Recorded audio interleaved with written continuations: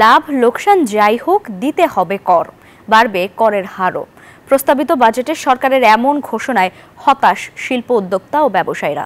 বলছেন সরকারের এমন সিদ্ধান্ত জোর করে কর আদায়ের শামিল।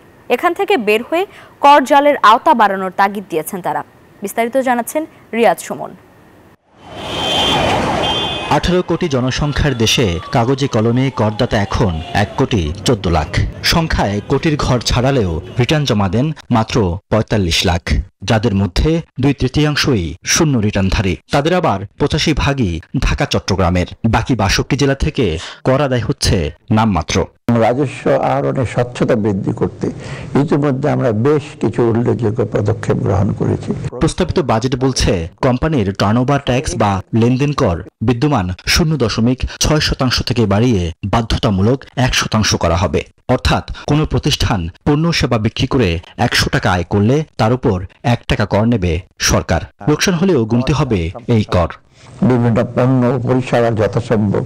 অর্থ উপদেষ্টার এমন প্রস্তাবে হতাশ ডিসিসিআই সভাপতি। জোর করে কর আদায় করা যাবে কিনা প্রশ্ন তার। একটা ব্যবসা যদি 100 কোটি টাকা ব্যবসা করে সারা বছর, আগে তাকে লাভ হোক লস হোক 60 লাখ টাকা ট্যাক্স দিতে হতো, এখন 1 কোটি টাকা দিতে হবে। ব্যক্তি শ্রেণীতে যারা ব্যবসা করেন, যে সেখানে আমাদের টার্নওভার ট্যাক্স ছিল 0.25%, ওইটাকে 1 লাখে 4 গুণ বাড়িয়ে 1% করে দিয়েছে। সো জোর জবরদস্তি করে আপনি তো আমার থেকে ট্যাক্স আদায় করতেও পারবেন না, এবং দেশের অর্থনীতিটাকে আরো একটা চ্যালেঞ্জ, আরো ফার্দার চ্যালেঞ্জের মুখে আপনি ফেলে দিচ্ছেন।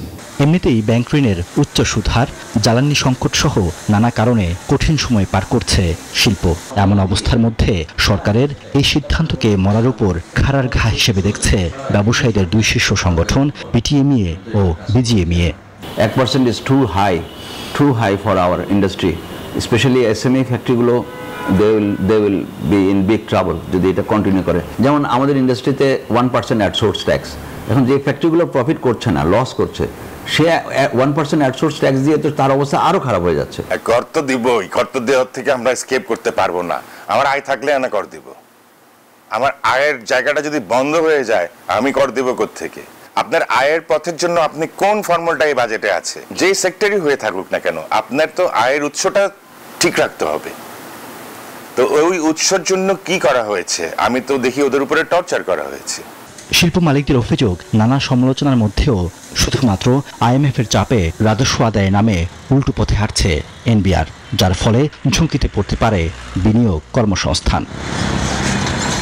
রিয়াদ সুমন, নিউজ 24, ঢাকা।